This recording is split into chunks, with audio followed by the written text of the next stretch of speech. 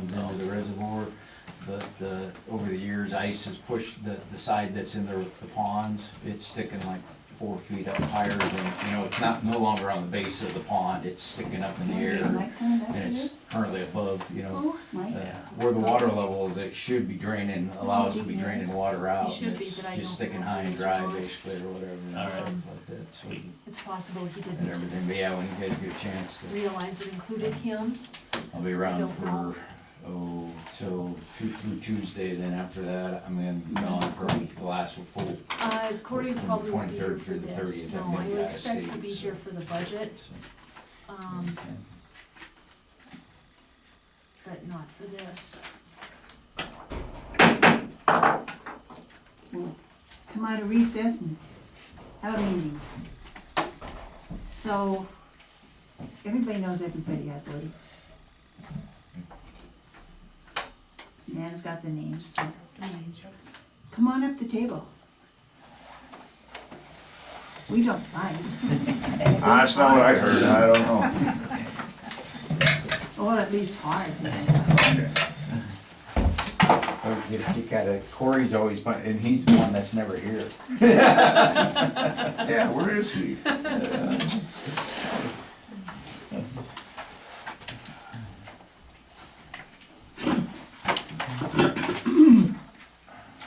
Pardon me.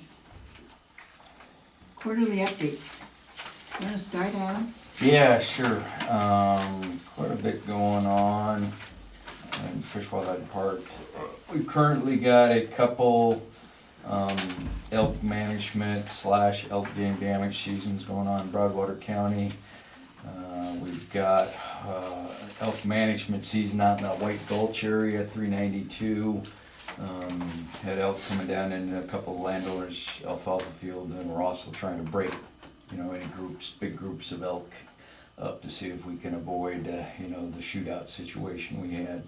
Opening weekend last year, sounds like they've been killing a fair number of elk out there or whatever on the Gray Tech Ranch and some other, properties, or at least getting some here and there, so, the elk. But anyway, that'll be ongoing for a while yet. We've also got a hunt up in the Winston area. That one, the elk, once again, elk coming down in the alfalfa fields or whatever. That one, either the elk have left or they've gone nocturnal. They don't, not much going on there. That's kind of it in regard to the game damage. We get a lot of complaints on, or I should say not, bears have been kind of an issue, scattered around the area this year, with coming down into, sounded like it was a pretty poor chokecherry year, or berry year in general. We've had lots, or fair number of different areas, bears getting into apple orchards, different places. Archery season is currently ongoing for bears. General bear season opens tomorrow. Hopefully that'll help alleviate some of those issues or whatever, if hunters are able to get some of those problem bears. The big thing, we are starting into our 2016-17 biennial season setting process. I have to have all my recommendations into the Bozeman Regional Office by early October. Any proposals then will get forward on to Helena. Helena goes through, and then they put those to the commission at the December commission meeting. The commission at that time will adopt anything that'll go forward as a tentative season setting or a tentative proposal. Those will then go out for public comment through late December, January via internet comment or at our public season setting meetings that we hold out, that we have throughout the state of Montana. Quite a bit of looking at quite a few things here in this neck of the woods. Big things on the Big Belt side, looking at doing some major redistricting on the 3 districts there. Also, really liberalizing elk seasons. We're over objective on all 3 of those districts. That's 390, 391, and 392. For at least 392, I'll actually just kind of give you pass a map here to kind of see what we're, Franklin's seen so many of these, it's probably different meetings or whatever. Thank you. groves. The black is the current hunting district boundaries, the purple, and hopefully nobody's red-green colorblind, otherwise, but purple's proposed new boundaries, and nothing is set in stone at this point. These are all still, kind of internal proposals. But 392, we would move that boundary to the north, chop off potentially some private land particularly on the northeast corner there. Make that district mostly a national forest district. That area, we'd actually like to increase elk numbers a little bit. That area would go to Browtime Bull, or stay in Browtime Bull, which it is currently with a limited number of antlerless elk B licenses. The new 391 then would propose to go from Avalanche Creek down to the Deep Creek Highway 12. And then we actually would propose to chop off the east end over there on the Marr County side. That is being proposed to give that to Region 4. That's in Region 4's Antelope District, Region 4's Game Warden District, or whatever, so it just kind of makes sense from a lot of reasons to point that into Region 4. The new 391 then, we would be looking at a Browtime Bull antlerless elk season for the full 5 weeks general season. That's currently Browtime Bull with B licenses only. We would also have a group of unlimited antlerless elk B licenses that would be valid in that hunting district. And then also in 390, 312, and 393, those would be valid off national forest.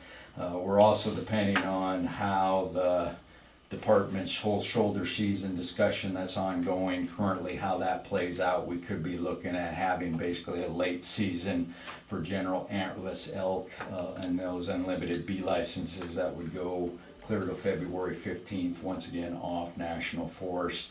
We're even potentially looking at doing that this fall at the close of the general season. Once again, kind of depends on how that whole discussion regarding the shoulder season. That was out for public comment for a couple months. The commission will make a final decision on that here in at the early October commission meeting. 390, we're looking at, that new boundary would go from Deep Creek down to 16 Mile. We'd originally talked about maybe chopping off the east end of that and rolling that into Hunting District 393. Probably won't end up doing that, but 390 is already Browtime Bull antlerless elk for the 5-week season. We're looking at actually changing that a little bit, going to Browtime Bull antlerless for the first 4 weeks, and then going to antlerless only for the final week of the season. And then once again, like 391, we would look at having an extended season that would basically go all the way to February 15th for general antlerless elk, unlimited B licenses, once again off national forest. Trying to, that's where most of our elk are down on private land that time of the year, just given the time of the year. So anyway, looking at real liberalizing elk seasons, and like I say, changing the boundaries there. 380, about the only thing we've got going on there. We're looking at potentially reinstituting what's called the old A7 license. It's like it's kind of a antlerless elk B license that if the hunter gets one of those, he forgoes his opportunity to harvest a bull, to shoot a cow, and that season would run from like August 15th to December 15th. 380, I mentioned that Winston game damage hunt. We also have a chronic situation every year over on the Jefferson County, the Boulder Valley side. Every year we have the same situation where you've got elk coming down into hayfields, so we're looking at basically establishing a season to deal with those, rather the setting up management season, game damage hunts. That's just a tremendous amount of drain on department time and manpower. It takes a lot of effort to set those up, monitor them, and everything that goes on with it. So by putting them in established regulations, that kind of frees us up to do other things, and then there's already a season in place to deal with any game damage. If landowners got elk coming in on private property, there's a means for them to take care of it. That's kind of the big thing in regard to mule deer. Probably for 380, 391, and 390, look at reinstituting some antlerless mule deer B licenses. Once again, off national forest. Deer numbers on public land are still kind of slow coming back, but we are seeing more deer on private land areas. So once again, that'll afford those landowners who choose to address those, give them a means to do through hunting. Those are kind of the big things, a few other odds and ends as well. But that's kind of it for the season setting stuff. The other thing we're continuing, we've been doing the Pond 4 drawdown, trying to achieve a carp kill in there, and we'll continue to do that through the winter and everything like that, try to improve waterfowl habitat in that area. It's coming along slowly but surely. If you drive by there, there's still a lot of water out there in the middle there, but it is starting to shrink up or whatever. And even if we can't get it totally dry, just having those areas, dried out, we'll get a good aquatic vegetation response and aquatic environment. So every little bit will help and everything like that. But we'll see how the fall and winter progresses and everything like that in regards to that. So. Is it normal that the What's that? Is it normal that the bear are down this low? I think part of it is like say it seems like if we have bad berry years, typically, and especially it's kind of been hot and dry, late August, early September, those bears, they're just looking to put fat on. So unfortunately, we start seeing more of those issues in those type of years or whatever. Well, one ran across the highway right in front of me, out here at the flashing light. When was that? About a week ago. Yeah. Well, like I say, we've had some just all different areas off the Canyon Ferry Highway going north. Don't know how many different bears. Some of them. Those bears will cover a fairly good chunk of country, but like I say, at least several bears. Once again, going in, coming down, and hitting the folks' apple orchards or whatever and stuff like that. So. Well, and there was a great big one. TJ went by with one of the graders the other day. Yeah. So. What? Like I say, hopefully we've started to get a few come in, archery hunters, and then like I said, general rifle season for bear opens tomorrow. So hopefully some of our problem bears, a hunter can, manage to help us solve the problem or whatever and stuff like that. And is this normal that the elk are clear down right now? Once again, I think that unfortunately it's becoming more normal. Historically, elk were typically up on national forest land through most of the year. Then once winter conditions, I think with some, a variety of different reasons, we're starting to see more and more elk longer time periods down on private land, including pretty much year round in a lot of areas. So hopefully, like I say, we can get elk numbers reduced through the changes in the seasons. Hopefully, help affect some of that, depending on access to private land where elk are during the hunting season. That affect some changes in distribution over time and everything like that. Sometimes those elk, once they become used to using an area, sometimes it can be difficult to change their patterns or whatever and stuff like that. But we'll see how things go over the next few years. So. Them old lead cows get that alfalfa, they lead them right back. Yeah, and everything like that. It's and like I say, this year it was so dry. I mean, it's just drier than anything out there. So forage quality on native stuff is declined. It's really low protein content. So yeah, you've got these nice succulent green alfalfa fields and. In a lot of places, over the years, you can see those junipers and conifers have expanded out away from the mountains. So we got a lot more cover than we did, 40, back when elk first became established in this area. So I think that's helped expand out their distribution and then, issues with access for hunting in different areas that, we've allowed elk numbers to kind of accumulate more than desired in a lot of places and stuff like that. So, but yeah, unfortunately, it's becoming more the norm, and it shouldn't. So. Thank you. Sorry for the dumb questions, but. No, that's a good question. It's I just. we would like to change that to get them back to where they're more just a traditional migratory. Unfortunately, just given our elevation where snow is, most of our winter range in the state is on private land or right on that forest private land periphery. But we'd like them to only be in that area 4 to 5 months out of the year, depending on environmental conditions, not be down there 9, 12 months out of the year or whatever. In some places, we're seeing that now and everything like that, so. Thank you. All right, sir. You guys probably wanna know a little bit about Goose Bay, I'm guessing. I bet you're right. Do we wanna wait for, No, go ahead and start. okay. The West Campground's been open since July 1st. A few people have taken advantage of that. I think we've got like 29 sites in the West Campground that people can use. It's been free this year. Store is, for all intents and purposes, complete out there. I actually walked through it Saturday. They left the door open, couldn't believe it. But went in there and it's, pretty much done, just a few little tweaks here and there. All the vault toilets are in, the toilet and shower buildings are in, all the shelters are in, individual campsites are gravelled and much of the areas have topsoil in place. These campground sites have electric, water and sewer connections in place. The 25,000 gallon water tank is installed. By the end of next week, almost all of the concrete work will be completed. The well should be installed by the end of the month, as should the septic tanks and systems and associated testing. We have a little bit of shoreline stabilization we're having to do out there, where some of our runoff water is going, so it's along the west campground, and it may not get installed until next spring. Landscaping and seeding still needs to be completed out there. And some of the work may not get completed until next spring.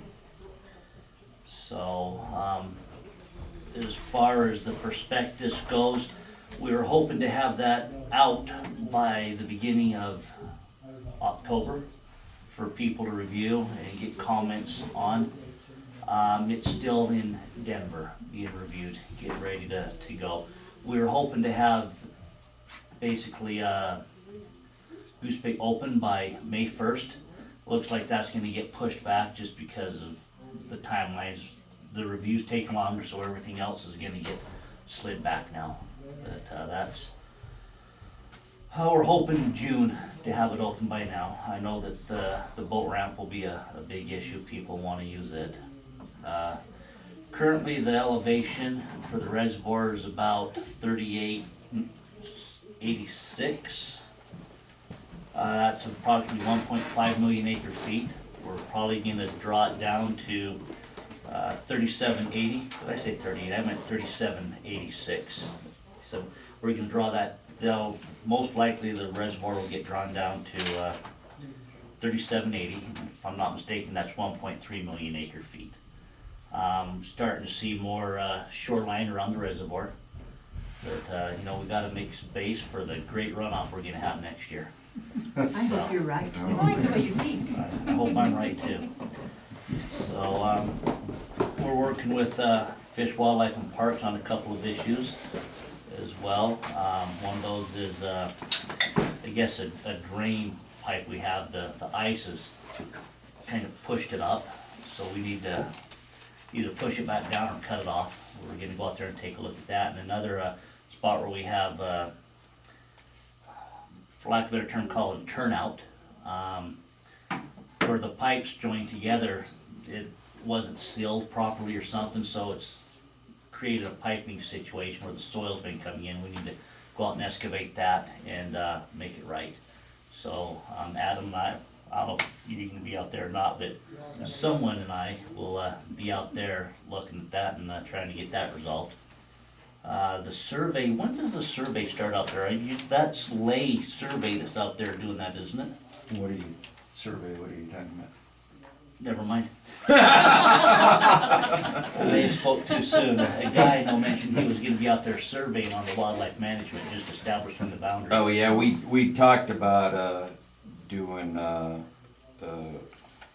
boundary fence on the WMA is in need of replacement, so as part of that, we, check on the current boundaries, but yeah, we didn't get the funding from you guys for that or whatever, for this fiscal year, so we'll Okay. probably do it next summer. Okay. We'll do the boundary survey, and we'd originally planned on doing the boundary work survey this summer, then start on the fence, on the initial fence replacement next summer, but we'll probably end up hopefully doing both next summer and everything like that. So. And Franklin brought something up to me, the Cottonwood Campground. Mhm.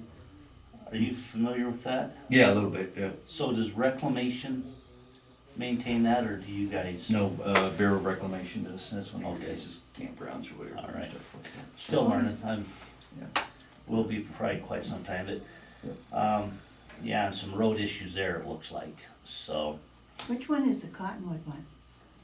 Franklin, Just about a mile past the river bridge. The first road is the right takes you to the head gate, and the second one takes you down to the Cottonwood Campground. You're probably thinking Cottonwood on the east side. Right. Yeah. Both of, pretty much all are, coming off the highway, going down into the They just keep they got taking out. big potholes Yeah. basically there or whatever, so we're trying to figure out a way to address those or whatever with Bureau of Rec or whatever, so like find some. I keep getting calls on that all the Just kinda, time. kind of potholes is about the best, but there's you drop off some pretty good spots there or whatever and stuff like that, so it's almost like it was kind of one of those things, it'd be nice if they were doing a repaving project right through there and they, they just Let them take clear out. pave, a lot of places, like when they did this stuff down south of town, a lot of those, when they built the highway up, they did, basically pave that, those different approaches coming off, on and off or whatever and stuff, but there's kind of some issues there and everything like that, so. do you guys have any questions for me? I have one, Ryan. I know you've been talking to John from Search and Rescue about a garage that they're looking at for their boat. He's also talking to the airport, which would be county property. Is there any BOR property, or is this really something that we need to stick to county property? And if it is on BOR property, would it then be your building? We would just have the expense of building it? Is that how it would work with our contract? I asked you like 7 questions in that couple sentences. Just say yes. I'm trying to remember, cause this is like a month or 2 ago. I just remember that Reclamation transferred that land to the county that the airport is on, if I remember right. And we were wondering if it wouldn't be easier where it's both county, just to put search and rescue there. Where we'd already transferred land to you guys, if it's feasible. If not, we can probably start the process if we need to. I'm not sure exactly where it's gonna go, but we were just hoping that on the, maybe there's the possibility of putting it out there. Okay, So it might just be easier for everyone. It's kind of what we're looking for, win-win. So if it doesn't work, let us know, and I guess we can take a look at some other options. okay, all right. And then would it follow our contract? I'm sorry, what? Would it follow our contract as far as that clause that whatever is built becomes your property? I don't know. Okay, all right. We could follow that through the process too. Because if it's our land, see, and all I remember is I bought some land to build a house one time. When I went to build the house, they said, no, we get the land until it's all paid for, the bank, because they didn't want. Sure. So I'm thinking that if it's our land, it might be our building, just along those thought processes, because you can't build a house on someone else's land, kind of deal, or a True. building, so. Yeah, But I don't know, I'm just thinking out loud here. So, okay, all right. But yeah, we can chase that down if need be. All right, I'll keep you in the loop as far as where we're headed. We have a meeting coming up on that, so Okay, yeah, I'll let you know how that turns out. all right, Thank you. thank you. Ready? Yes, please. All right, well, good afternoon.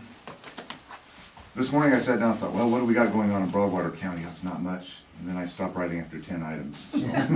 Well, So we've got a few things here. First off, in no particular order, we've got the Iron Mask Abandoned Mine Land contract coming up. That'll be about $1 million contract for reclamation, and we'll be doing site visits with contractors this fall just to get them oriented to the project, and then they'll put out a request for bids later next year. be a little bit of a boost.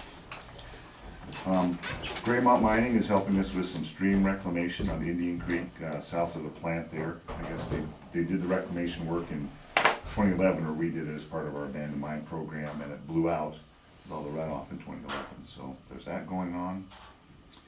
We have 2 exploration permits for mining in the North Fork of Indian Creek. The Jeff Hawk placer, and I understand he's done with his testing work up there, so it kind of came and went pretty quick. Contrary to the other placer mining operation, I think that Tracy Fortner had, and that's been years ago, and it's still not quite reclaimed just the way we want it, so we'll be working with them on that.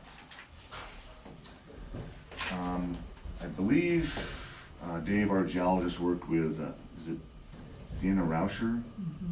Rouser, County Road Superintendent, to get a mineral materials permit.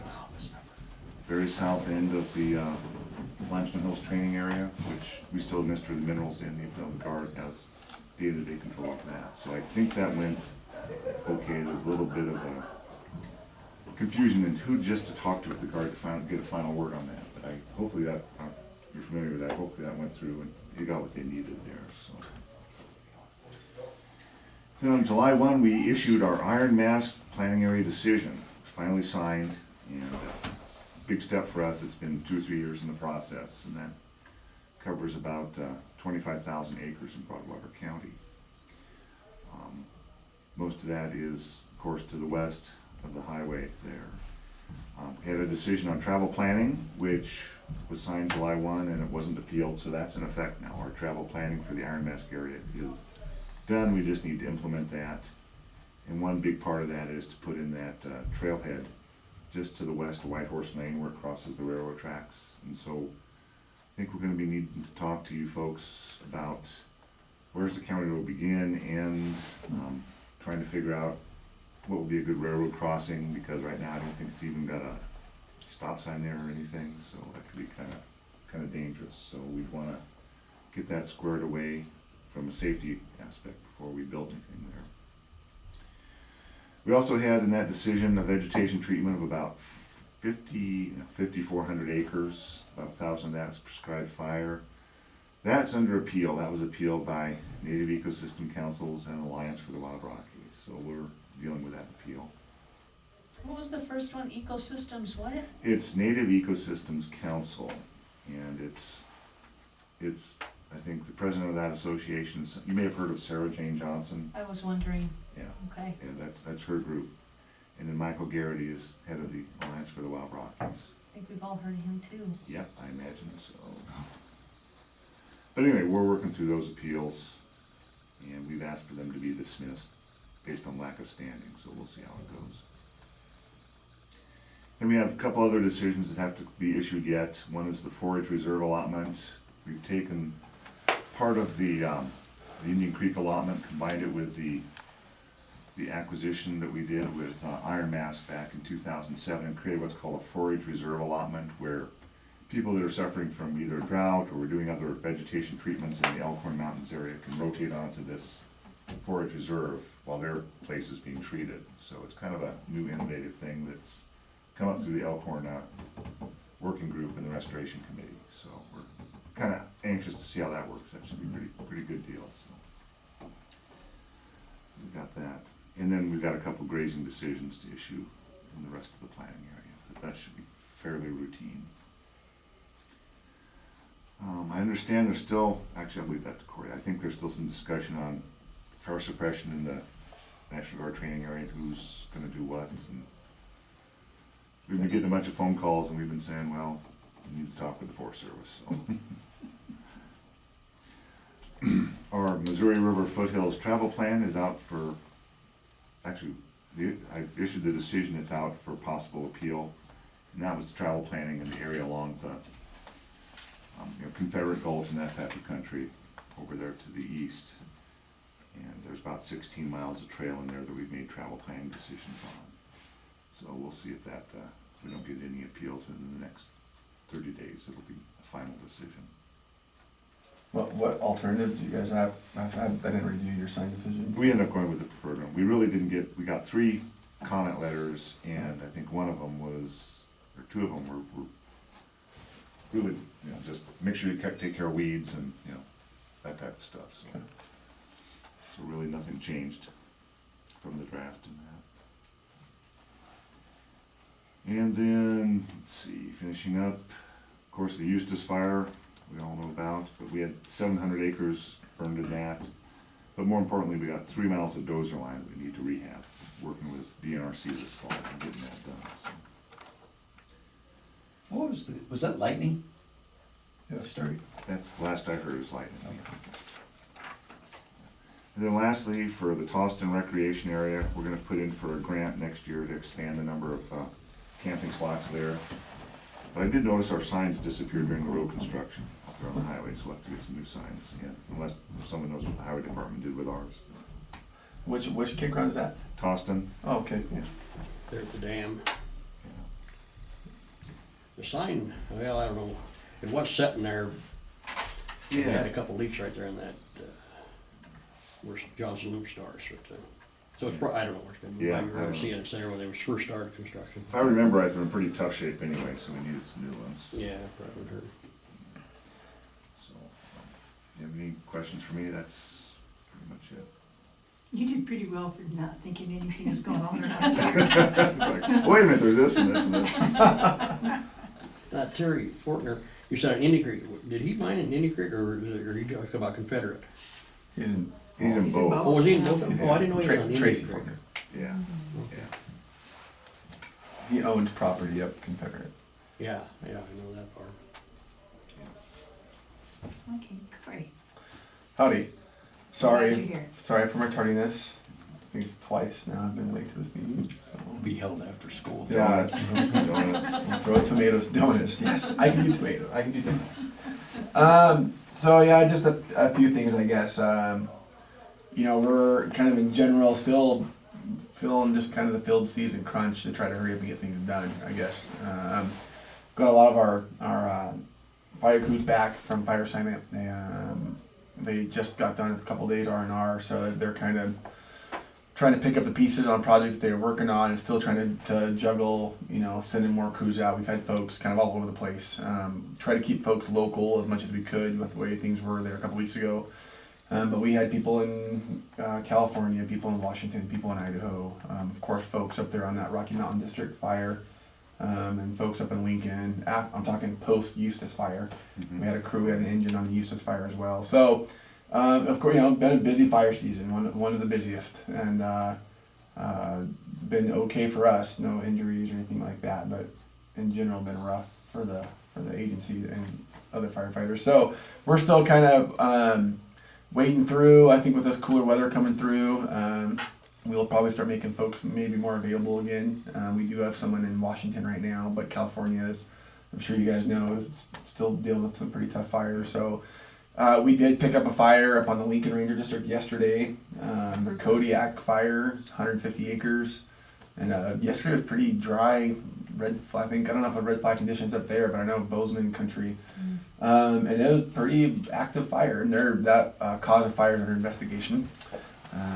Didn't have any lightning of recent, you never know if it's a holdover or something, but so we've got a couple crews that are up there. Fortunately enough, it's in between a bunch of other fires that burned over the years and close to the wilderness. So I think the plan is just to kind of, they've got some aviation support and just kind of letting it do its thing, and hopefully by tomorrow with this cooler weather coming in, it'll kind of just die off on its own. So, but yeah, we're still crunching along with field work and all that kind of stuff. So a few topics. First is the forest plan revision update. And thanks to Franklin came to a small but good, robust open house we had a couple of weeks ago. And for folks who I think everyone knows, but we're revising our forest plan. I know we've been here several times talking about it. And so the meeting we had a couple of weeks ago was our first of many open house meetings to try to engage with stakeholders and public, and keep really public, because we'll come back to community of stakeholders on other ways too. But and the meeting last time was specifically to discuss the need to change, like what are things that we need to change with the existing one, and tried to be very open to the public and let the community have an opportunity to share what needs to be changed. I think we had maybe 10 people there for a little bit, and we died down to 7 or so, but maybe, I don't know, somewhere in there, sounds about right. Yeah. Got some really good feedback, and you know we're finishing our need to change document and trying to incorporate all the comments that we heard, and then we'll have a final draft, and I will bring you guys a copy instead of making you try to find it on the internet. And please review as you'd like. The next open house is scheduled for November 17th, and we're going to try to get more of a turnout. And part of it is I think last time it was what 5 to 8 or something. I think is what we did. I think we're kicking a few ideas around. We may do like a Forest Service, just general Forest Service open house about just the Townsend district from 4:30 to 5:30. Maybe there'll even be some food there. Folks will a little soup and something. Food people like food, and it'll be just a very kind of end of the summer, you know, highlights for the district, what's going on. You know, ask some questions, have some food, visit for a little bit. Then at 5:30, we'll formally engage in the forest plan revision process. And you know, our forest plan revision team showed up at the last one. There were quite a few folks there. We also, the University of Montana helps, and Montana State, I guess, but they're helping facilitate those meetings, and so we had those folks there to help facilitate. So they will all be there again on November 17th. You guys are all most certainly invited and encouraged to come. I hope someone from the someone from the board can make it, and also ask that you help get the word out. You guys know more people than we do, but we're gonna try to do a little better job. We did try to get a newspaper, and I don't think that panned out last time, but we're gonna get some more flyers up at the grocery store, some of the gas stations, and I know there's a radio station here. I think we're gonna try to get the word out, but it's November 17th, and more information to come. That meeting will be continuing the process. Will be desired future conditions, so discussing the desired future conditions we want on the landscape with our forest plan. And just to put it all kind of in focus, this is all like very pre-NEPA, if you will. We're just trying to engage and encourage with as many folks as we can, stakeholders, interest groups, the community, and you know, so that we can try to have the most robust draft decision or draft EIS. You know, when we get to NEPA, because when we get to that, we'll have our formal NEPA process. We'll send out for scoping, and we'll send out for review. I mean, we'll go through all that still. So we're just trying to preload that as much as we can. So that's that, November 17th. Any questions? Okay, you're not invited. You can't come. So just kidding. It's a joke. Update on Cabin Gulch timber sale. Well, I guess I'll back up fire-wise. We're still in patrol status, just because that's how we are. Although when we get larger fires, we just like to keep an eye on it until we get a lot of good cold snow weather. But we haven't had any smoke on that thing in over a month. We lifted the aerial closure a couple of weeks ago, and so it's kind of back to business as normal. There is a closure on the west fork of Cabin Gulch because we're back in there logging, and we had a closure on that road before the fire. Real steep, narrow road, and for safety reasons, we don't want folks to. It would be hard for a log truck to back up. So that closure is still in effect. It is only in effect Monday through Friday, and it's open on the weekends, especially with archery season. And the plan with the timber sale, they will run to the start of rifle season, and then by mitigation with the NEPA, they actually shut down for 2 weeks, and there will be no activity whatsoever. However, and you guys may know, timber market's not doing so great at the moment. Starting to really crash, and I don't know if crash is the right word, but it's going down. And I think I heard that RY laid their second shift off. I think is it Sun Mountain? Thank you. I think they are laying 50 plus folks off or more. Yeah. And so the original plan is I think RY wanted to get everything done by the end of this calendar year. They're pretty much done with the original contract, and then we had this volume subject to agreement, which is still part of our NEPA, but just came under different negotiations. And they got all that. They wanted that, which is good. But they've only done like one of those units, and so I think the plan is they're going to finish what they've got, and then they're going to be done until probably the market gets better, which means they may not be going back in there until next summer. we'll see. So originally we thought that all the industrial commercial aspect would be done by the end of the calendar year, and that's not gonna be the case. They'll be, putting things on pause and seeing how things go for next year. So that's, bummer, just from economy wise of it. We will be doing burning in that area though. We got a bunch of piles to burn. We do have some broadcast burning, understory burning the timber. I don't think we'll be doing any of the broadcast burning this fall, but we have piles that we'll probably burn this fall. And that's that on Cabin Gulch. Questions on that one?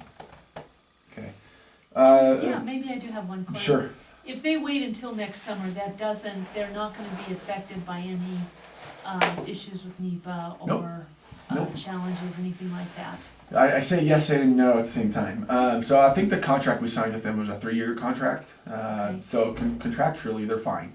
They can, and that's very common. Timber operator decides for whatever reason we're putting things on pause. We'll come back next year, whatever. I think because it's so close, RY was trying to get after it. We are still pending in the Ninth Circuit Court on this project. So we won in the local court. We were a preliminary injunction was filed with the Ninth Circuit. And it's been pending since last August, maybe. I mean, August of last year. Wow, So we've asked for updates in the Ninth Circuit Court. Just whatever. I guess it's not. I don't know. They haven't gotten to it. But what that means is we get to continue to work until we hear otherwise, because the local judge said we won on all points, and the preliminary injunction was lifted. And the litigants filed with the Ninth Circuit, and that's all they've done is filed. So we continue to work until we hear otherwise. And so that's what we've been doing. It could be subject for the NEPA aspect of it to our litigation. If the Ninth Circuit Court decides to pick this up and take a look at it, and the first thing they would do is, I don't know, but we would assume the first thing they would do is they would grant the preliminary injunction, which means it puts a pause back on the project, which is what happened originally for about a month or so, or a few months. Maybe longer than that, but then they do the injunction, and then they go through the whole hearing process. So what that does is it leaves a little bit of the project still unfinished, and if the Ninth Circuit puts an injunction on it, then they're not working. So Who are your litigants? it's the same that had litigated you on your mask. So the Alliance and yeah. It's pretty much the same ones wherever you go. Yeah, Yeah. yeah. So Detecting a pattern, so. but we feel, Cabin Gulch was just a very solid project. I mean, we feel like we covered the bases very, very well. And again, we won, and we feel we won handedly in the local courts. And so, the Ninth Circuit will have to disagree with what the local judge said. And so even if and when it does get to the Ninth Circuit, we're cautiously optimistic, I guess. So, kind of a long answer, but does that answer your question? it does. So if the Ninth Circuit decided not to even address it, and the clock ran out and your contract is completed, then that pretty much is their answer, isn't it? Well, yeah, Did they the do that? Ninth Circuit just said I don't know what that's formally called, that we've dismissed it, dismissed it. But I think they have to actually look at it before they can even say they've dismissed it. Okay, And as I understand, they haven't even looked, I don't know really how that works, but I think they have priority of cases that come through, and I assume this isn't elevating to a priority to them. And so they continue to focus on other priority cases. okay. And so we just continue to work until we hear otherwise. The one change though that we did have to do additional work is with the fire. That's considered a change in baseline information because we're still being litigated, and so we did have to do some supplemental review to make sure our timber cell, the effects that we analyzed were still consistent for that entire project area, because the fire was in the project area, and everything came back still consistent with the original record of decision. Specifically for lynx and wildlife, our elk. So we did some of that work. But, yeah. What's the status of the young man that they arrested? My answer is call the county. Because the county is the one prosecuting. We are going to be seeking federal charges as well, and we have a special agent assigned from the regional office, and they're still putting their file together, their case. But as far as I know, he's been charged, but I don't think anything else has happened since then. So Thank you. sorry. I have the same question, but when I ask, I'm just told to wait. So, but all I know is our investigators are working with, I think, your county investigators, but the county is the one we haven't filed anything as far as I'm aware. I would have been told. So yeah, we haven't filed anything, but the county has. So I'm kind of waiting to see what happens with that. So Thank you. no problem. Anything else on cabin fire related? Okay. Nope. So I think I've shared with folks, but we did close on the Jenkins Gulch project. I'm not sure if I briefed everyone on that, but that's 316 acres or somewhere in there up in Elkhorns. Really unique habitat. We've talked about it a bunch. That's formally done. It's part of the Helena National Forest now, public access. So we're pretty excited about that. The project related, we've been working on a project in the Crow Creek area of the Elkhorns, and we were calling it the Crow Creek kind of Elkhorn Restoration Project. We've switched the name. It's called Johnny Crow because it's Johnny's Gulch and Crow Creek area. And as of right now, we are still looking at very kind of larger conifer encroachment, grass sage type of projects, juniper reduction. We are looking at trying to put some fire on the landscape up in the dead beetle area, kind of more in the roadless area where there's limited roads. And as well as maybe some aspen work, all 100% wildlife. I mean, the whole goal is wildlife. So we've been working all summer on trying to gather that field data, and we will be doing official scoping here in the next week or two, and we'll make sure you guys get a copy of the scoping notice for that. But I think it's a good project. We've had Adam out several times. He's been very engaged with the project, just trying to put some good treatments together, and so just heads up, you'll see a scoping letter pretty soon on that. I briefly mentioned it, but, and it's kind of weird to say this, but we are looking at doing some fall burning here pretty soon. Maybe not until like October when it cools down even more. And we need more resources, of course, but it's just one of those deals where if all of a sudden things slow down and we have those windows, we want to take advantage of them.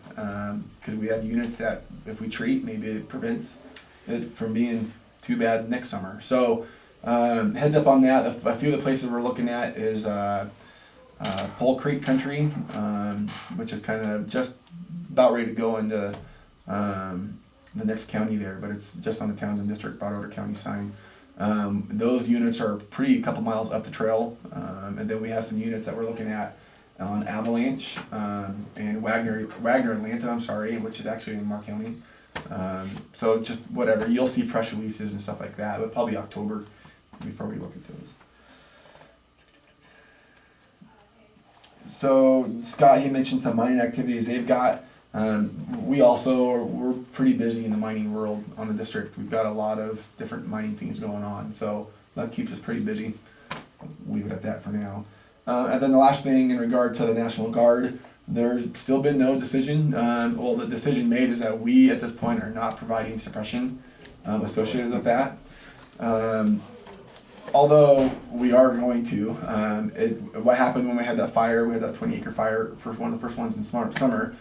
You know, the county, it's technically the Guard shows up, and the county shows up, and then they ask for mutual aid, and of course we show up. And I mean, basically, whenever we see fire over there, we're getting people in vehicles and going over there. So, but from a formal technical perspective, we are not responsible for suppression activities on National Guard property.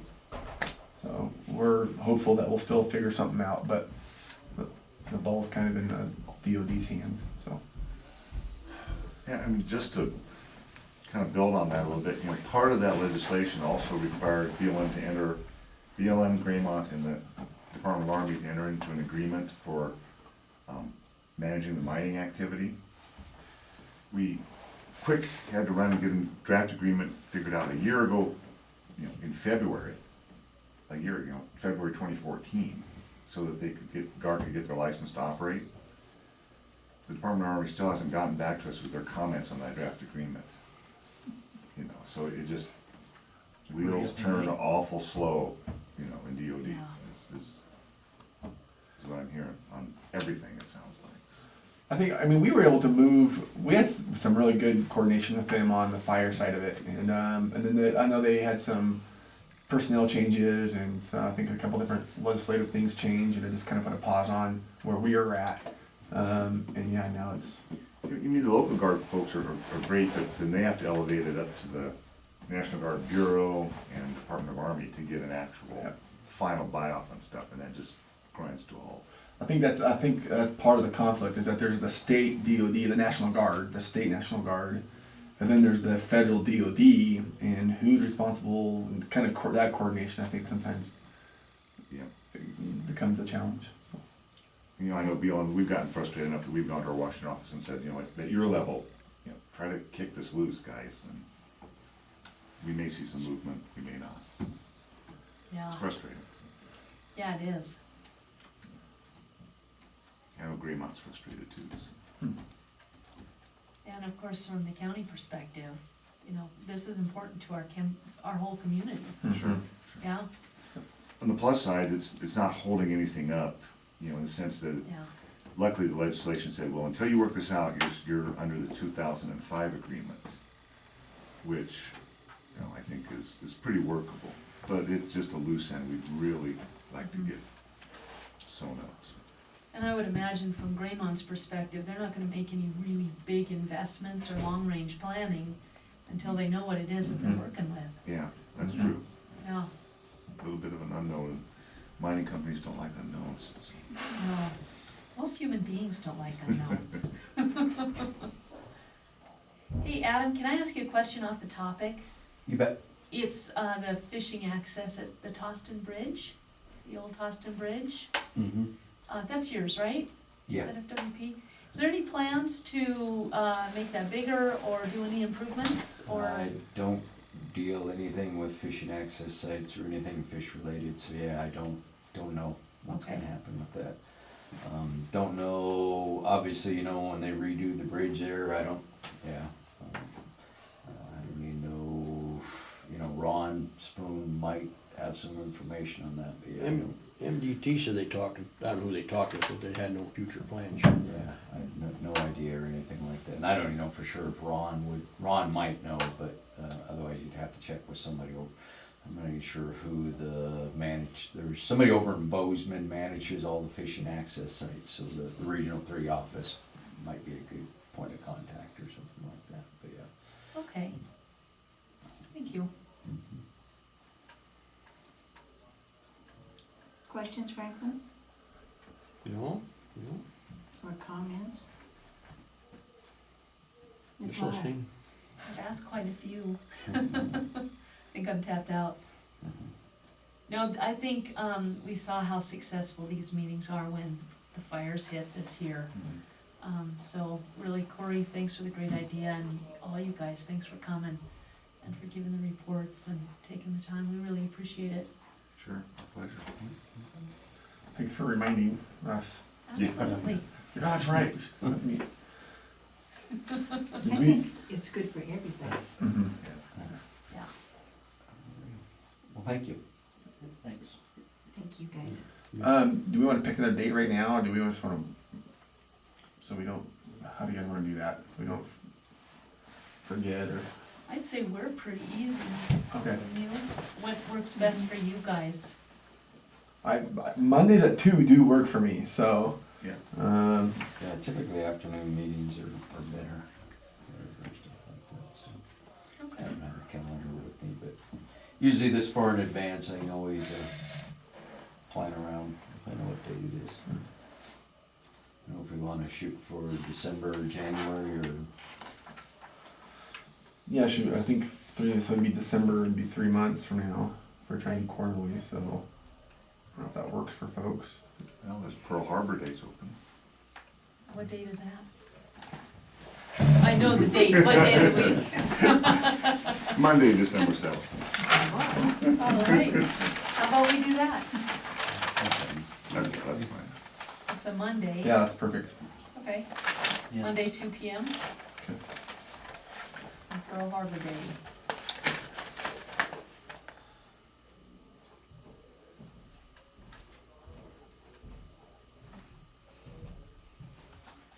I watch, I won't be able to make it.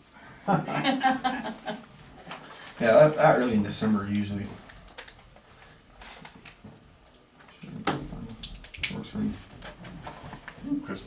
Friday.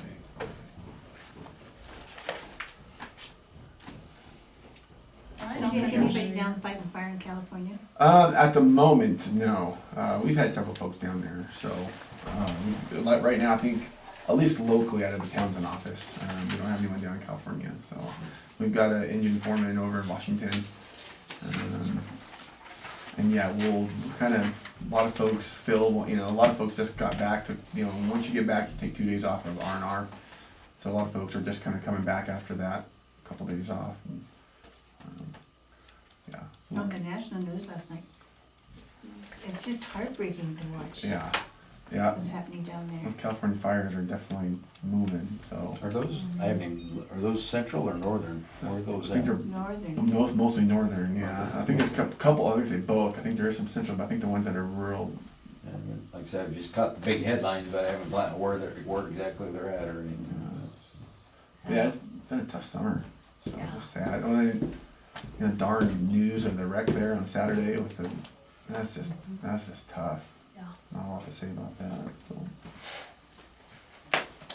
Football game tonight has been canceled. Oh, that's right, I heard that. So, Yeah. it's just sad, of course, Diane Johnson works with us. And, sucks. Yeah, What happened? yeah. There was a vehicle accident on Saturday, and had 4 Townsend kids in it. 3 of them were high schoolers, and they passed away. Oh, Jesus. One's in critical condition in Seattle. One of them's a grandson of someone who works with us, so Diane Johnson. So, tough deal. Yeah. Is that on the main highway or? Towards Fort Benton, right? Fort Oh. Benton, Yeah, not really sure. Between Fort Benton and Chester, I think. Yeah, early in the morning, right? Wasn't it early Saturday morning? Yeah. Tough deal. You know, the kids 2 years ago lost I one of know. the football players on homecoming day. Yep. Oh, wow. And so now this comes whipping back at them. Yep. Mhm.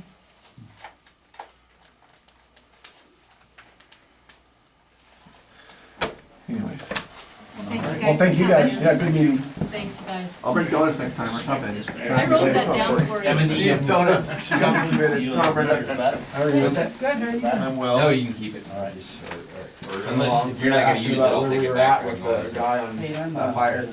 And I said, I don't know if Yeah, waiting on Jackie's investigation, we're seeing it pulled off on some of the I other. know, so are we doing that jointly? Yeah, we can step out and let Give me some ideas, we're waiting to see on some federal charges. Yeah, okay, so you're, that's what I'm saying, we're waiting for the federal charges to come through. Yeah, but there may be some state charges either way. Yeah, for, So, okay.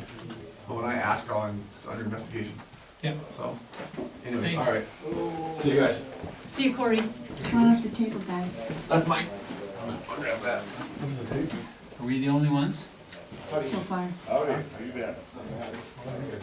I got these from Debbie. Save that chair for you. There you go. There you go, Ann.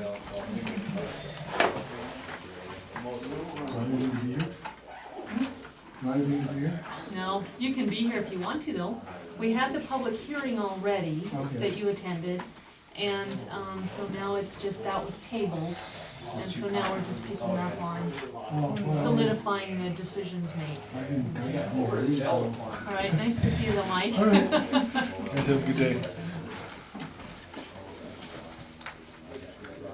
A lot of block management, think about that north end, even if they're not on the block management, access to those, the Forest Service behind them.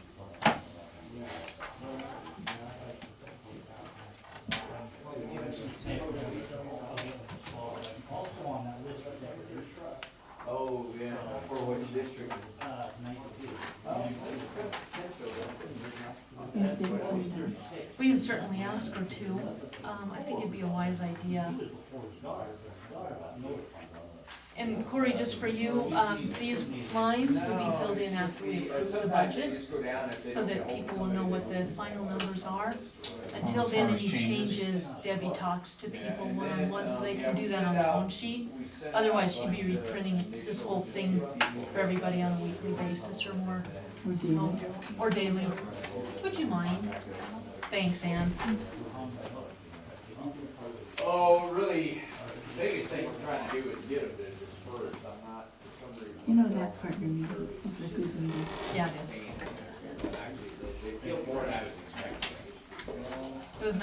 see how those relationships had developed during the fires. Mhm. Yeah, that's a good idea.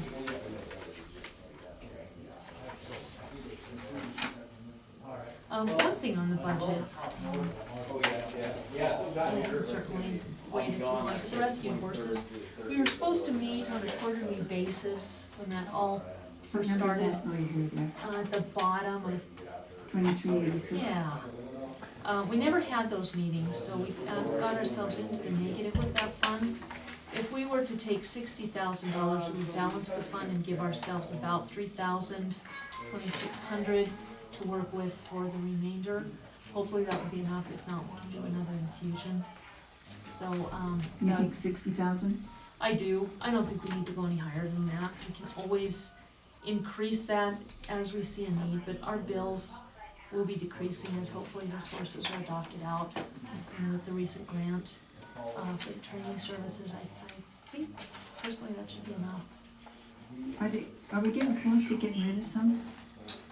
We've gotten rid of, I can't remember the number, it's on my desk. I'm writing a status report that I'll submit to the district court this week. And actually, I'll give you a copy of it, but I wanna say that they've adopted out 10? Does that sound right? Or 11, 10 or 11. 10 or 11, and there's, I think 6 more that there's interest in them. So, bringing the number down a lot. Don't know that we'll get rid of all of them by winter. And Valley will release hers next year. She hasn't yet. Those are some of the others that people are interested in. Because they're, we got them all healthy for them again, so. Yeah, I like the one over here, I was kind of surprised. That really was out. They did do some pretty aggressive, fast moving in terms of adopting out the first batch, and now we're into the horses where it's tougher to find a home for them,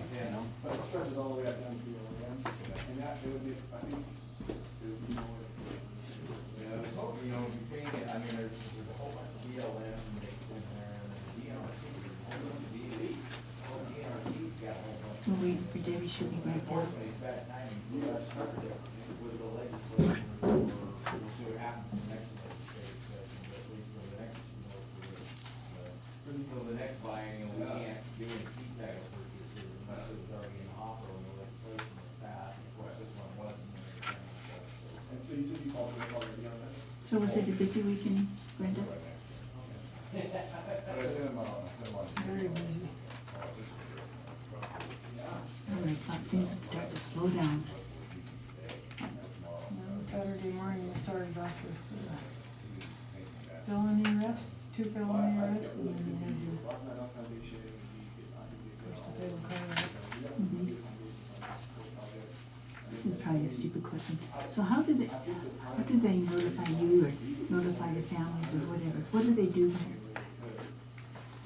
Well,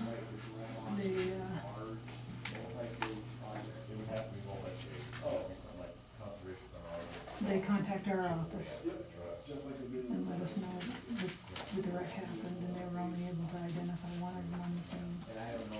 So they sent us photos of the other two, and we were able to identify one of them. Originally, it sounded like the whole property was. And we thought we knew who the other one was. And then, of course, the vehicle was registered to the one that they took to Great Falls. So we had a name on another individual. We weren't quite sure if he was the third one. We couldn't identify.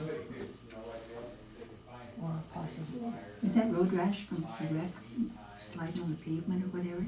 just from them being ejected. So, Blunt force, yeah, Pardon me? blunt force, yeah. sure. So we made the first notification, and she let us know who she felt was with them. And we Is were- that one of the moms you mean? Yeah. And through our identifying the second one, we made a notification there. And he let us know who he felt was with them when they stopped by the house. And of course, the first two they both worked at the sheriff's office at one time.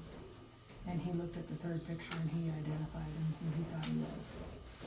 So we went to the third house, and the grandfather, he also worked at the sheriff's office, and he positively identified him, so. It just gives you such a sick feeling. Yeah, it's bad. Real bad. So, and by that time, highway patrol had made it to the hospital, and the one boy in the hospital was talking, and he gave him full name and date of birth, so we knew for sure that, you know, that's who they were. And someone call that a parent doesn't want. Yeah, right.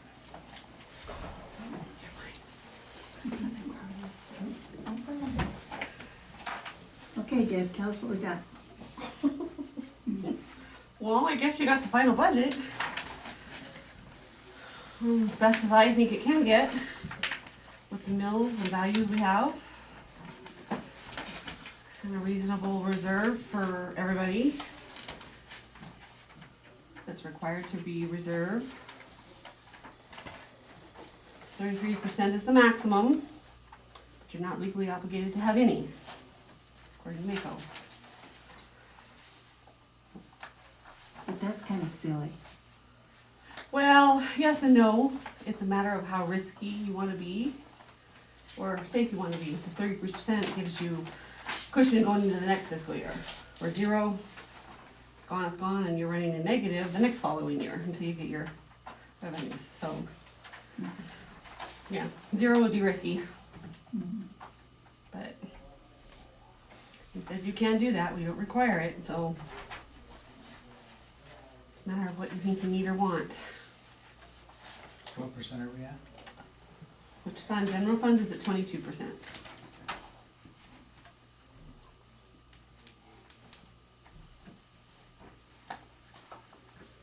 So in terms of the documents that need to be approved, it's this resolution, is that correct? Mm-hmm. And then attachment A is this This one, one. because that gives all the countywide mills, plus the school mills that we have available. Includes the cities, mostly stuff that Doug is that the county is responsible for through tax. And then this document, what do you? Is for countywide, and that's the actual budget that we submit with the state in a nutshell by fund. And what is this? That's our special districts, so like our 7,000 resident agency funds, TV district hospital, Three Forks mosquito that we have to account for, but they're not based on tax mills. They're just kind of a in and out. And then this is the budget And that would expenditure be, report. right now, that's the preliminary budget. If it's approved, it's imported to the actual budget. We had our preliminary column, That doesn't matter. which is what people mostly originally submitted, playing with the COLAs and Yeah. then the budget changes or additions or subtractions that came across after the preliminary was adopted. And then the final budget column should be what we're running with for the year. If everything goes through today. Final budget 15-16, so it'd be the second to last column, Mhm, okay, mhm. second from the right. Yeah. And then this is the cash report? And that is the cash report that was as of June, and then that's an ongoing changing document, cause every time Doug receipts things in, it could change 100 times a day. So there should be one that I brought down that shows kind of where we're at as of August. But the June 15 is kind of the one we have to go by to start our budget going into the year. Even though it's changed, that's kind of what we're going by, with what we think we're gonna spend and receive, including our cash. Okay. So, I guess my question would be, so this is considered the budget, these documents constitute the budget. So, like, for my office, I would get a short little For your two or fund. three page Mhm, spreadsheet. mhm. So, I guess my question would be is, does every department have one of those that shows what that budget will be? They'll get one. For their, and their salaries of their employees? Mhm. So. I just haven't sent it out yet, waiting till we got the mills all situated, all the, what's covering what's paying from what, till we got that settled, so they know what they've got. I would recommend we do that, send that out and then there's no mystery of what exactly is all being adopted. And then the other question I have is on the salary resolution.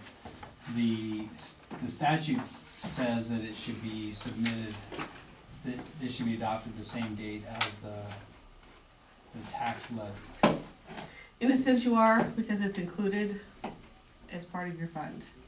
Right, A but, separate individual detailed salary resolution. It's another separate document to break it down department by department, position by position. right, but the salary resolution that, what the statute refers to is not every employee. It's only the salaries of the elected officials from the county compensation board. In terms of the one that's required by the statute. Say that again? So 7-4-2504 MCA, salaries to be fixed by resolution. It says the county governing body shall annually adopt a resolution by the date established in, and it's the same date as the tax levy, adjust and uniformly fix the salaries of the county treasurer, clerk, assessor, school superintendent, sheriff, clerk of court, county auditor, if there is one, justice of the peace, coroner, county surveyor, upon the schedule developed and approved by the county compensation board. So, I understand that for all the employees, that may take a little bit of time to do that. But what this is saying is, do a resolution that would be, and we already have it, because the county compensation board already recommended that or voted on it. But that resolution of just those elected officials, as at least the ones that apply to us, should be adopted by the commission with the budget. I would recommend you do that, even if it takes you a little bit longer to do all the employee details, for all the county employees. Can we just add it as a whereas on our resolution? Whereas we set per the county compensation board, such and such at such and such? Would that work? You could do that, but then you have an attachment that shows each of them their salary. We could do it either way, or both. And as long as you can, as long as there's room on that page, I guess. Okay, I mean, this could be more than one page though, but it doesn't matter if it's in the sentence here or if it's an attachment. It just says adopted by resolution, so it doesn't Okay. have to be. All right, good, yeah. Ideally in the future, and it's gonna take baby steps to correct everything, cause there's a lot to be corrected, but I'd like to have the salary resolution for the entire county adopted at the same time of the budget in July. But again, it's gonna take some time to get there. But yeah, we could include that, it's already been done, like you said, Okay. so we can change that resolution. Okay. And then just attachment B, if that'll work. And so the point I had made earlier when I was talking to Commissioner Overt, I said, I would recommend you have, because I didn't have all these documents available, I would recommend you have these documents available and give them to the county, the department heads, all of you, the commissioners, have them available to the public where they're actually not just, they're available if you come ask for them. That's not the same as having them, literally a stack of them printed out in the office where you can come get them before you adopt it, because one of the requirements of open government is that people have access to those documents, and so I would recommend you do that. So if the question is, when are you comfortable with then coming in Wednesday and voting to adopt it? Will we even have this information by Wednesday? Well, I think We it's have it all now, available Franklin's all now. done. I was halfway done sending it out when I With got the called down. with the exception of the salary Mhm. resolution. And that won't take very long to throw it in. But that gives people 24 or 48 hours to actually look at the documents before the commission adopts them. That'd be my recommendation. I'm fine with that. Yeah, I mean, we were planning to come in anyway, so it doesn't bother me. Debbie won't be here unless, of course, we want to cancel her vacation for Wednesday. You might So- find me going postal if you do that. Well, I don't know that there would be a need for it. In fact, that's what you have Wednesday, 10 a.m. Adopt FY16 operating budget and Mills decision. We have it today at 3 o'clock. That was put there just as a catch-all, just in case. But you're right, it is there, but, and we can certainly use that. It's fine with me. I don't have any other plans. But we need to be aware that Debbie's not gonna be here to answer any questions. Unless, of course, we direct you to stay. And One I thing, don't know if there'd be need to. I mean, if I I think wouldn't think everything's so. done today, that, I mean, if there's any changes, they'll be very minor, would be my guess, if any. Mhm. That'd be my recommendation. Brenda, any questions? I see that I was on the agenda, that's why I'm here. It wasn't actually you, Brenda, on the agenda, it's, listing out the different departments that will be solidifying with the budget. And so that's why it just says Public Safety and Detention Center. Well, that's why I'm here. Good. If you have any questions. And then I have one more I have court it in a little while, but I have one more off-topic thing to mention to you before I leave, but I can wait till after we're done, if there's any more budget stuff. Those are the only things I had to add on the budget. Go for it. So for the hearing on Wednesday, the John Wright hearing, I've contacted his lawyer and told him about the hearing. His lawyer's not representing him on this, his lawyer's representing him in the criminal case, so I don't expect him to have a lawyer there. I'll have a written proposed agenda to give you at the beginning, but I would say that if you have any, either any of you are considering being witnesses, I recommend probably not, so that otherwise you probably have to recuse yourself from the vote. But I would recommend if you know of any witnesses, if you wanna let me know tomorrow, I have time. I'm actually just gonna do it in that day, Wednesday before the hearing, to sit down with some witnesses. I'll set time tomorrow afternoon to do that as well. So your recommendation is that we sit back? My recommendation is that you are the decision maker, and you kind of just listen to both sides, and then it's kind of an odd deal because, yeah, it's just, you're the decision maker even if you're also potentially the part of the aggrieved party, so. So Wednesday, when we hear both sides, will we then table a decision, or will we be expected to make a decision that afternoon? I think it's up to you. You can, if you feel like you have sufficient information, you can. If you want more information or want to think about it for a while, you can do that. I think the discussion and decisions are gonna have to be an open meeting rather than closed, because the only person's right to privacy to be affected is Mr. Wright, and I'm sure he won't want to be excluded from that. So you could decide then, or you could wait.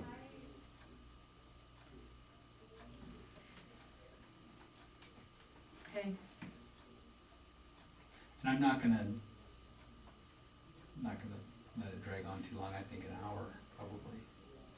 We'll look at it, be my guess.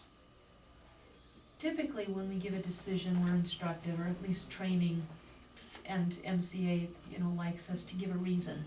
Maybe it's not MCA, but in our training, of course, is for full transparency, you should give a reason for your vote. Are you suggesting that we not give a reason for our vote so that we appear more neutral?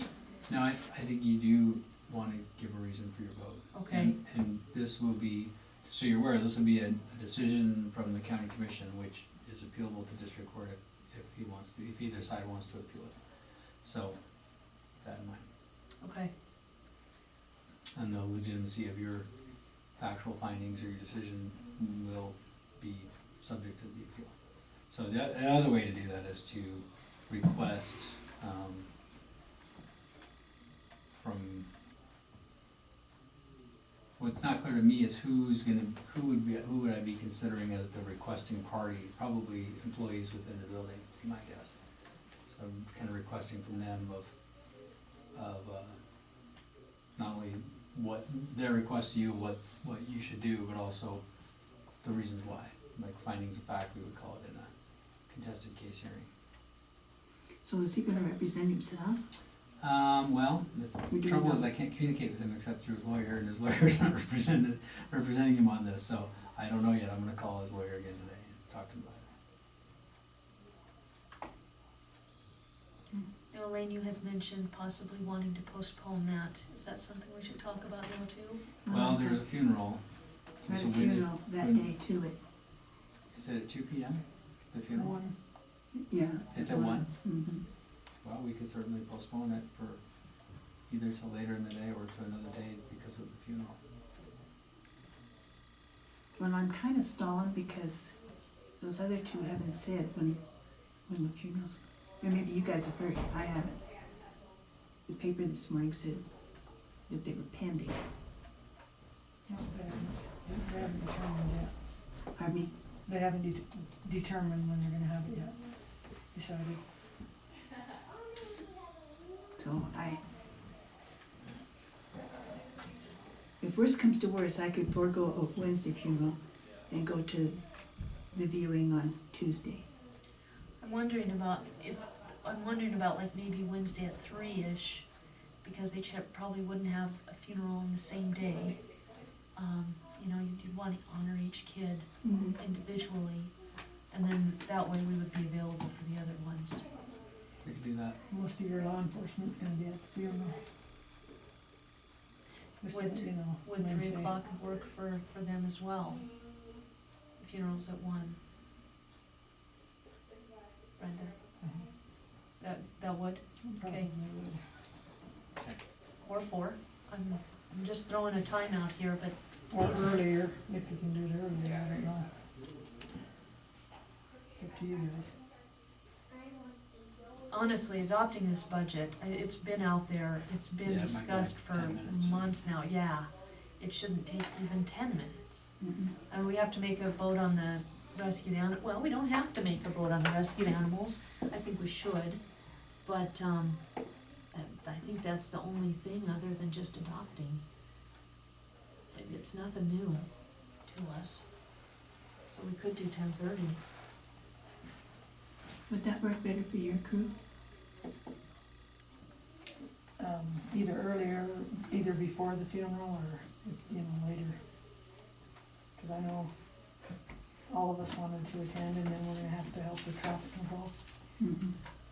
Might be better earlier. I'm thinking the same. Nobody's gonna be emotionally ready for a meeting yet. No. True. Plus a lot of people in the courthouse will wanna go to it too. Mhm. And it could be very long, Yeah. we just don't know. Does 10:30 sound like a fair number, Yeah, I think so. Corey? Okay, then you said 10? 10:30, Yeah, 10:30, okay. because that's, you know, if it's only gonna take us a hop, skip, and a jump to do this, Okay. and then we'll have time to get out there. Okay, I'll call them today. Let them know. So I would just say, if there's anybody that you think that I need to talk to for this hearing, just send them my way tomorrow. Tomorrow I had court in the morning, it got canceled, so tomorrow is mostly a work day on my other mountains of stuff, so anytime before noon tomorrow would be just fine. All right. So when are we gonna do court with John? So 10:30 on Wednesday? And I'm just gonna give you this, I would ask that anyone who wants to take it home make copies at the Okay. county expense, or not at their expense, or look at it in the vault. Okay. I don't think we should be paying for that much copying for people, especially for something like that they're gonna need somebody to walk them through. And if they wanna come see me, I'll show them mine and make copies that they can look at with me, or come up to you for copies. I think I got confused. When I was saying 10:30, I thought that was for the budget. Oh, 10 well, is the for the budget, budget. the budget we think is gonna be a quick discussion, Right, so, so go 10 on the budget, 10:30 on John Wright? does that work? Yeah. Anybody? Okay, because with my feeble mind, I guess. Alright.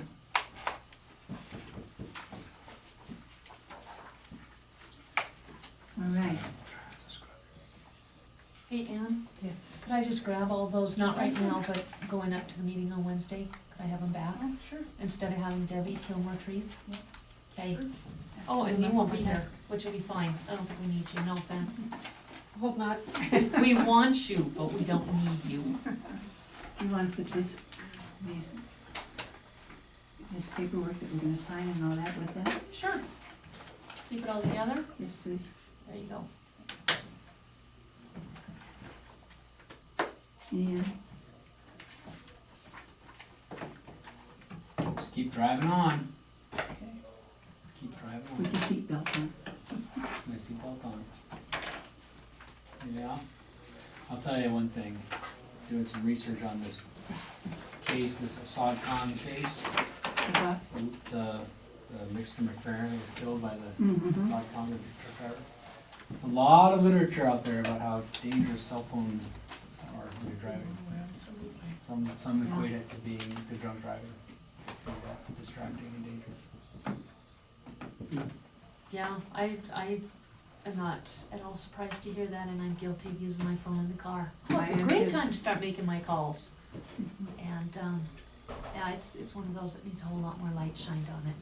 That's when I used to call my mom when I was working in Helen, on my way home. Yeah, And could talk to her all the way home. A lot of those headsets are pretty good that people have, but yeah. there's still a lot, too much fumbling around to dial or texting. Texting's the bad one. Oh, Oh, yeah. You know, I'm sure you've all seen that ad on TV, but the young girl's talking to her boyfriend, and oh, yeah. pretty soon she's chatting and also happy and slams right into somebody and T-bones in and she's killed. Pretty soon her phone's ringing again. Where are you? Where are you? Well, guess what, you know? Yeah. And it happens more than we know, I think. Was that guy on his phone? It was. Do you still have to get an interpreter for him? No. Once they figured out that they had to pay for the interpreter, suddenly he spoke English. Anyway, A quick learn, huh? see you. Thanks, guys.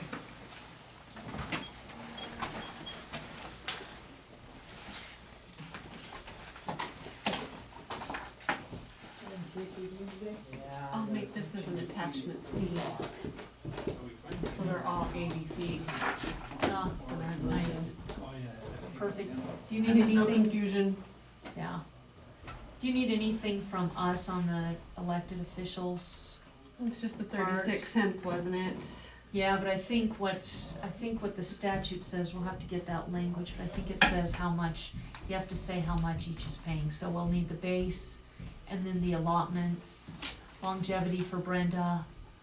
I like the other side of the Here's the resolution, just breaking it down for That's elected it. officials. This Okay. was the confidential one that was not in Yeah, the that's stack. good to know, that's Oh. good So I information. want you to look at it and then I can put it in the stack. Because it can't go, the public can't see that. No, we're making a lot of changes to a lot of things that were done very badly for many years. And this is a good thing, it's just, it would be nice to have the instructions So to I make just those wanted you to be changes able to prior see to it. the day we're supposed, 2 weeks after we're supposed to adopt the budget. Yeah, it's all right. We'll get it done. For 5 or 5:30 So what are you gonna do fun for your vacation? Oh, lots of things.